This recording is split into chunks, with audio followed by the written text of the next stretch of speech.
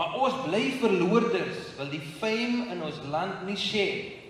Van die grootste verkopers moet vir Mitchells Plain dankie sê. Ons lyk verdoem as jy kyk na 'n geskiedenis opstel. Maar dis legioen as ek die proteïene moet optel.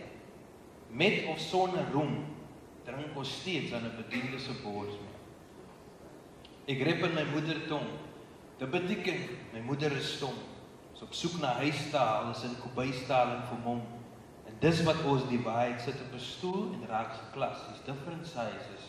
Trek die skoen aan as dit jou pas.